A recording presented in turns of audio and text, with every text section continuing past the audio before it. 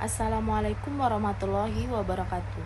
Perkenalkan, nama saya Julianti dengan NPN 195 dan di sini saya akan membahas hukum perniagaan internasional dengan materinya kontrak jual beli internasional. Di era globalisasi seperti sekarang, bisnis kita tidak ada lagi terbatas pada wilayah negara sendiri. Barang dan jasa bisa bergerak bebas melintas benua, membuka peluang besar tapi juga membawa tantangan baru. Di balik setiap transaksi lintas, batas itu adalah satu elemen krusial yang harus kita pahami. Hukum perniagaan internasional, mengapa ini penting? Karena tanpa pemahaman yang kuat tentang hukum yang mengikat transaksi, kita potensinya masalah bisa jauh lebih besar daripada keuntungan yang kita harapkan. Baik, mari kita mulai dari dasar. Apa sih kontrak jual beli internasional itu?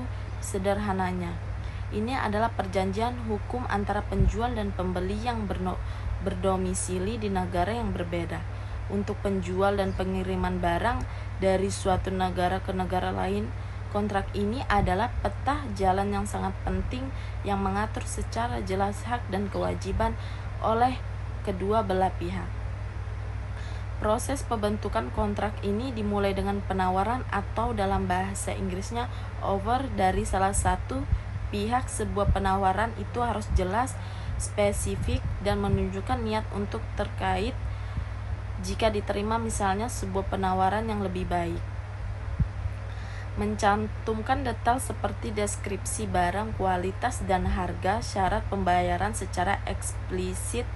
Setelah penawaran diajukan, tahap selanjutnya adalah penerimaan, dan penerimaan ini harus sama persis dengan penawarannya.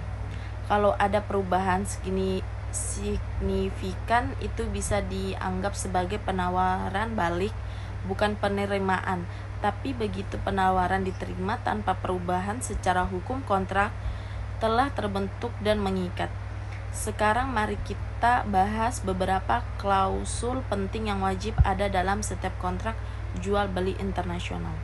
Pertama, deskripsi barang ini bukan hanya sekedar nama produk, tapi harus mencangkupin spesifikasi yang sangat detail, kualitas, ukuran, warna, jumlah, dan bahkan standar teknis.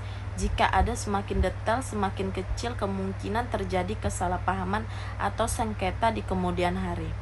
Kedua, harga dan syarat pembayaran. Tentu saja harga adalah inti transaksi, tapi yang tak kalah penting adalah bagaimana dan kapan pembayaran akan dilakukan.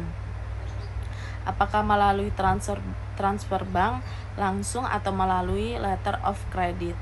Yang lebih aman ini sangat direkomendasikan karena memberikan jaminan pembayaran dari bank sehingga mengurangi resiko bagi penjual. Ketiga, in-quarter adalah standar internasional yang dikeluarkan oleh Kamar Dagang Internasional atau yang menetapkan siapa bertanggung jawab atas biaya risiko pada setiap tahap pengiriman barang. Misalnya, penjual bertanggung jawab sehingga barang dimuat di kapal, sementara berarti penjual menanggung biaya dan asuransi hingga barang tiba di pelabuhan tujuan. Memilih in-counter yang tepat sangat krusial karena akan menentukan alokasi biaya dan resiko antara Anda dan mitra bisnis Anda. Dan yang tak kalah penting, hukum yang berlaku dengan penyesalan sengketa. Klausul ini menentukan hukum negara mana yang akan digunakan jika terjadi perselisihan dan bagaimana sengketa tersebut akan diselesaikan. Apakah melalui litigasi dan pengadilan atau melalui arbit internasional yang seringkali dianggap lebih cepat dan putusnya lebih mudah ditegakkan di berbagai negara. Pilihan ini sangat strategis dan bisa menyelamatkan Anda dari kerugian besar di kemudian hari.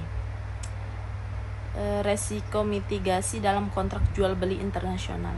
Kita semua tahu transaksi internasional memang menggiurkan, tapi juga tidak lepas dari resiko. Salah satu resiko terbesar adalah resiko pembayaran, yaitu ketika pembeli gagal membayar atau tidak mau membayar. Ada juga resiko pengiriman di mana barang bisa rusak, hilang, atau tertunda selama perjalanan. Lalu ada resiko kualitas barang yang tidak sesuai dengan spesifikasi yang telah dilakukan dan disepakati di awal. Dan jangan lupa perbedaan sistem hukum dan budaya antara negara bisa menyebabkan salah interpretasi terhadap isi kontrak. Lalu bagaimana cara kita memitigasi resiko-resiko ini? Ada beberapa strategi yang bisa kita tetapkan. Pertama, lakukan yang menyeluruh terhadap mitra bisnis Anda. Cari tahu reputasi dan kredibilitas mereka. Jangan sampai Anda berbisnis dengan pihak yang tidak kredibel. Kedua, gunakan metode pembayaran yang aman seperti letter of credit, atau pertimbangkan atau mengasuransikan kredit ekspor Anda. Ketiga, asuransi pengiriman barang Anda. Ini adalah langkah penting untuk melindungi diri dari kerugian finansial akibat kerusakan atau kehilangan selama transaksi. Keempat, dan ini yang paling krusial, susunlah kontrak yang jelas, komprehensif, dan rinci. Jangan biarkan ada ruang untuk ambiguitas atau interpretasi yang berbeda. Jika diperlukan, jangan ragu untuk berkonsultasi dengan ahli hukum internasional. Contoh singkat pentingnya encounter. Mari kita ambil contoh sederhana tentang pentingnya encounter. Bayangkan sebuah perusahaan di Indonesia menjual mebel ke pembelian di Amerika Serikat. Jika mereka menggunakan encounter, artinya penjual hanya bertanggung jawab menyimpan barang di pabrik di Indonesia. Semua biaya dan resiko pengiriman dari pabrik hingga gudang pembelian di AS sepenuhnya ditanggung oleh pihak pembeli. Tapi jika mereka menggunakan encounter, maka tanggung jawabnya terbalik. Penjual bertanggung jawab penuh atas semua biaya dan resiko, termasuk biaya impor dan pajak, hingga barang benar-benar sampai di gudang.